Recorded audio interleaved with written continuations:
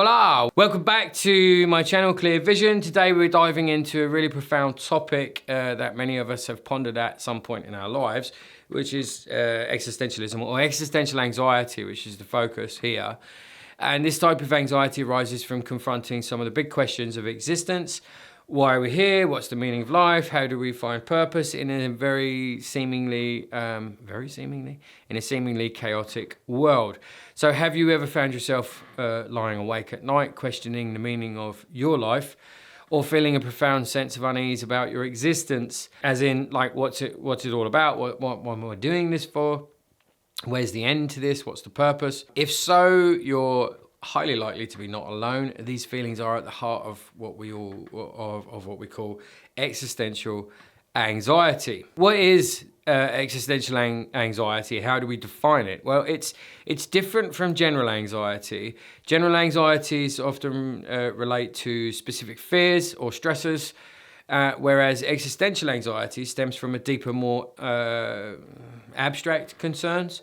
It's more about our place in the universe and our fear of the unknown. And it has philosophical roots in philosophers like Soren Kierkegaard. You may have heard of Soren Kierkegaard, may not have heard of Soren Kierkegaard, but you may have heard of the leap of faith, which is a concept of his. Jean-Paul Sartre is another one who talked about existential topics and wrote plays about it and stories. And Viktor Frankl is another prominent existentialist, and all of them explored the existential themes quite extensively. Kierkegaard referred to it as the dizziness of freedom. Sartre referred to it as the nausea, as a nausea. And Frankl referred to it as the existential vacuum that many of us feel when life seems to lack any kind of purpose. And this is a concept that has been talked about for, hundreds of years, thousands of years even. There are kind of four givens of existential anxiety, 5 if you include tax, but there's death anxiety, there is freedom anxiety, isolation anxiety, and meaninglessness anxiety. So let's have a look at the death anxiety first of all. A person's existential anxiety is often intensifies with the fear of life and death, and this has been talked about by Freud, Rollo May, Jung, and various other people. This fear can manifest as a profound dread of our mortality, which leads to thoughts about what happens when we die, obviously, and whether our lives have any lasting significance. There's the meaninglessness. Maybe that's too many nussnesses. And this awareness of our mortality can create a pervasive sense of anxiety and urgency. But what often happens is actually we refuse to see or face our own mortality. This is where the existentialists go with it. So we run away from it by throwing ourselves into work, into pleasurable pursuits, into hobbies, into family, into ethics, into living a good life, and a general avoidance of, and the existentialists would say what's snapping away at our heels all the time is this death anxiety that one day we're going to die. And one way we can counteract this is if you ever speak to people who have faced their own death or are facing their own death, say terminally ill patients, they would say, now I'm learning how to die. I'm finally learning how to live, which is quite a profound statement that a lot of them all seem to make. And so facing one's own mortality, turning around and kind of going, I am going to die at some point. At some point, I'm not going to be here. And this is like this reframing of life's priorities. This is one way to unstick ourselves from, running through life as fast as possible and not really experiencing it. This is all about sort of grounding yourself down, prioritizing certain things. What are my priorities? If I was going to die in 1 week's time, what would I do with my time leading up to that? And then all of a sudden it reshapes your perceptions for many of us. And we reprioritize stuff. Well, actually, this is not so much, getting this particular work done is not so much of a priority. Spending time with my family, my friends, my loved ones is a priority. Finishing off the things I want to finish, maybe creative pursuits, whatever it is, experiencing certain situations or places or events. Now all of a sudden they come thrusting forward. I really want to see this. I really want to see that. I want to hear this for one more time. These things all of a sudden come flooding forward when people start facing their mortality. What the death anxiety can also do is it can create a paralysis in decision making, and we struggle to find actions that seem meaningful or significant in the face of our sort of finite existence, if you like. So I mentioned a moment ago the leap of faith, Kierkegaard's concept. And Kierkegaard introduced this concept of the leap of faith, or the leap to faith, depending on which translation you look at, which is the idea that we must make a conscious choice to believe in something greater than ourselves and jump into the arms of it. I mean, he kind of referred to it as jumping into the arms of God or the Spirit, the Almighty, the universe, despite the lack of empirical evidence that we might have. And this leap of faith is essential for overcoming existential dread, because he said underneath all existence is this existential dread and fear. And so in making this leap of faith, we find a sense of peace. And embracing this leap of faith can mean different things for different people. For some, it may involve religious or spiritual beliefs, while for others, it can be a commitment to a more personal values or causes that give their life meaning. To understand where he was going with this, he kind of referred to as you stand on the edge of the precipice, the cliff edge. He also referenced this, which I think is quite profound. When you stand on the cliff edge and you look over, there is that voice which says jump for a lot of us. Well, see what happens, jump over the edge. But anyway, that's a slight aside. I don't recommend you do jump. But metaphorically, we stand on the precipice of life. So we've got our old life behind us, our current life behind us.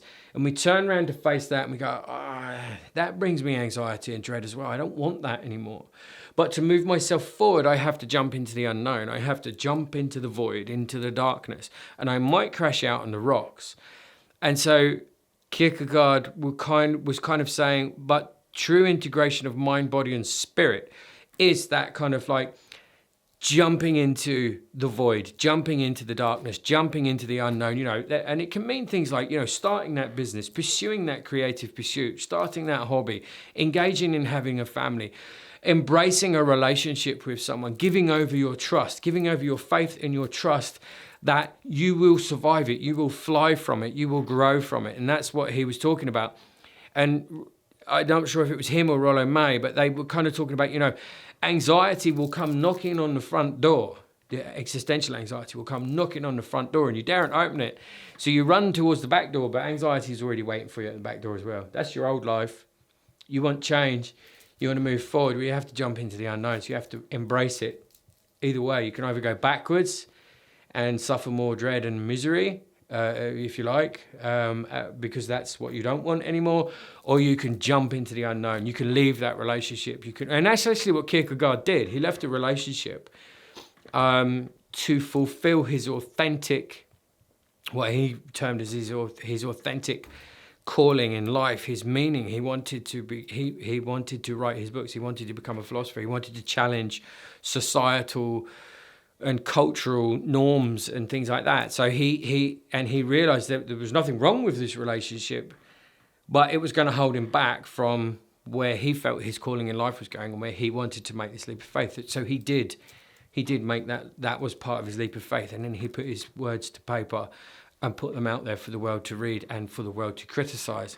So he took that leap of faith in that aspect. In terms of finding meaning and purpose, it's good to look at Viktor Frankl's logotherapy, or not necessarily his logotherapy, but he was a prominent existential psychologist and he developed logotherapy based on the idea that the primary human drive is not pleasure, but the pursuit of what we find meaningful. And according to Frankl, even in the direst of circumstances, we can find meaning, which helps us endure and thrive. So some practical steps to find meaning start by identifying what truly matters to you. And again, you go back to the death anxiety, tying it all together, what truly matters to you. And then you engage in activities that align with your values and your passions and set small achievable goals that give you a sense of purpose and direction.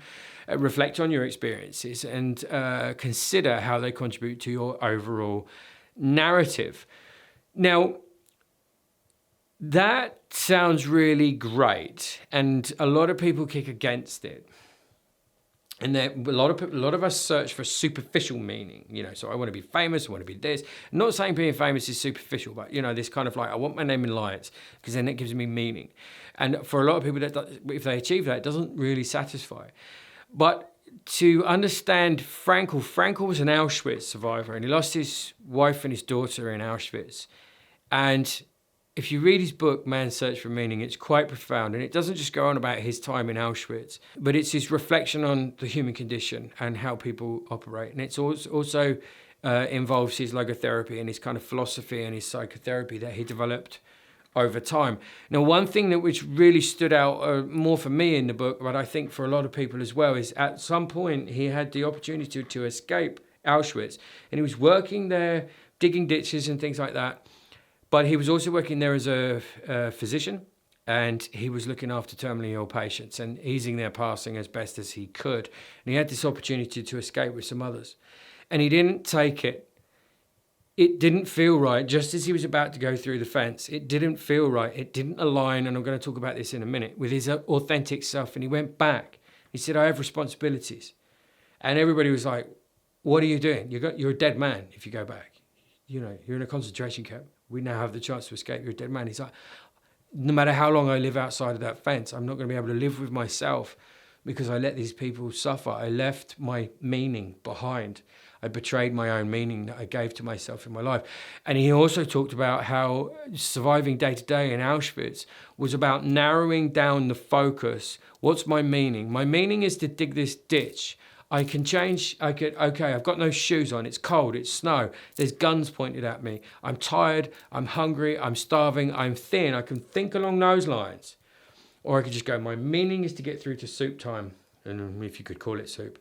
This is my meaning right now, here in this moment, to work to the best of my abilities, to survive to this point, and then to do the next bit to survive to that point. And he attributes that to how he got through his time at Auschwitz and survived it. Although he also said he survived on, obviously there's an element of luck within that situation. But I think sometimes when I've doubted some of what the existentialists kind of put forward for myself, I kind of refer back to that and I'm like, well, if this guy can get through that and apply this and live this, then, you know, maybe I could do the same. So I mentioned authentic self, and Sartre wrote about this quite a bit, the authentic self, which is living in a way that is true to one's own values and beliefs rather than conforming to societal expectations. And this authenticity is crucial for finding genuine purpose and alleviating existential anxiety. So if you live authentically, you must first understand your true desires and motivations. And this involves introspection and a willingness to confront the uncomfortable truths about yourself. Once you have a clear understanding, you can strive to make choices that reflect your true self, even if they deviate from societal norms. So let's move this over somewhere else. The authentic self, let's say this can help you, like if you have abusive family members. This is like, okay, the societal norm is, well, it's family. Yeah, but actually my authentic self is saying, I don't want this anymore, so I'm going to move away from this. My authentic self says, I'm going to hang up my corporate job and I'm going to follow my passion. That's the authentic self, because I'm so sick of my life because it's inauthentic. It has no meaning for me. And so Sartre said it's a reference to that leap of faith. It's about, you know, moving towards what you want to do. It's not about being selfish. It's not being about egocentric. This is about living authentically. Goes back to Frankl going, I'm sorry, I cannot betray my authentic self. I cannot betray. If I leave here now, I'm betraying everything I believe in and everything I think I am and everything I've decided that I am. And then I betray that by escaping. And so he put his life on the line for it. So it's powerful, powerful stuff. And Sartre also referenced that, I can't remember how he put it now off the top of my head, but he referenced this kind of like, there is no innate human way. There is no innate human, life is what you decide it to be. You're the author of your own story. You're the captain of your own ship. You're in control of your destiny. To a point, life can throw some real curveballs at you and some very, very tragic curveballs as well. But you know, and this all boils down to you can decide how to react in a situation. You might not be able to stop the situation from happening, but you can decide how to react to it. Now, to tie some of these together before I go into how you can kind of manage some of your existential anxiety, although I've sort of covered it a little bit. So death anxiety, we tend to run away from the fact that we are going to die. So we start live really fast because at the back of our minds we're going to die. When you turn around and face it, you can often people reprioritize what's important to them. Freedom, which was one of the other givens. So freedom, the freedom to create your life the way you want to create it. Doesn't mean you might get it. Doesn't mean you might reach the dizzy heights of success. But you can certainly live that life and make certain decisions. You can choose how to react in situations and things like that. Well, that freedom is scary because that brings responsibility. Responsibility for oneself, not looking for someone else to give you purpose, not looking to someone else to fulfill your needs, make you happy. It's those things. That freedom also makes you isolated because then you realize you come into this world by yourself. You're going out by yourself. You're on your own pretty much all the way through it because everybody's on their own through it. We're all just kind of passing through, saying hello to each other on the way and interacting. So, it can get a bit stark, the existential stuff. But that then makes us isolated because there's no one else to rescue us. No one's coming to save you. It's that kind of thing.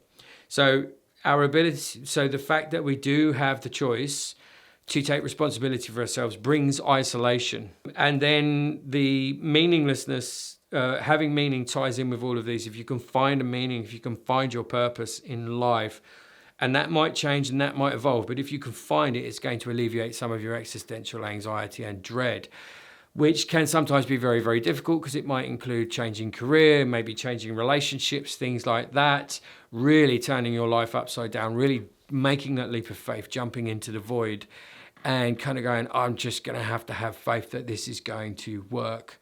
And if it doesn't work, at least I'm living an authentic life the way I want to. So how can we kind of manage some of this stuff? Well, there's mindfulness practices, which bring us into the moment. And it's like meditation and deep breathing and grounding exercises. Again, it's all about bringing the focus into the present moment, reducing the intensity of anxious thoughts. You're not anxious about the past. You're not anxious about the future. You are living in the moment. You can look at it as a stoic approach, if you like. Another way is cognitive reframing. This involves challenging and changing negative thought patterns. If you're feeling overwhelmed by your thoughts or life's meaning, try reframing them to focus on the small, meaningful moments in your day-to-day life. We can run so fast through life, that we don't notice the bird song at night, or in the morning. We don't notice the smell of flowers in the air or herbs. We don't notice the butterfly that landed on our shoulder. We don't notice people in the street who are waving at us, who are smiling at us. So this is about focusing it down, bringing it down to present moment, recognizing the small things, looking at how life operates, taking in sunsets, taking in sunrises. And this isn't hippie bullshit. This is about being in the moment, living your life and not rushing through, running towards the end to somehow escape the anxiety that there is an end. This is about enjoying the moments and choosing to have, to be grounded, to be present, to have these, and to find your purpose and to evolve. Therapy is also another, I'm a therapist, so I have a biased approach, but therapy is also another incredibly helpful intervention and way of dealing with existential anxiety and dread and those existential challenges of having a meaning to your life, having a purpose, death, fear, responsibility, freedom, taking charge of your life, taking control of how you can be in certain situations rather than letting the situation control you. And sometimes you see a lot of this with the kind of like gurus about changing your life coaches, business coaches, things like that. Have a goal, decide where you want to get to, whether that's a certain body shape, a healthy physical health, mental health, financial health, whatever this might be. You have this daily routine. You create yourself a structure. You have a dedication to that. You set yourself a purpose. You decide what your purpose is. You take incremental steps towards building a different future for yourself. You have achievable goals to give yourself a direction to focus on. I mean, a lot of this existential anxiety and dread comes from, I have no direction. I'm just a ship on the ocean. And somehow I found myself here and I'm doing this job and I've got this family and I've got this partner and I've got these kind of things and I do these things and I don't know why. I do this stuff. And I don't know where it's leading, and I don't know where I'm going. Well, now you need to so you're a ship without a rudder. You're a ship without a bearing.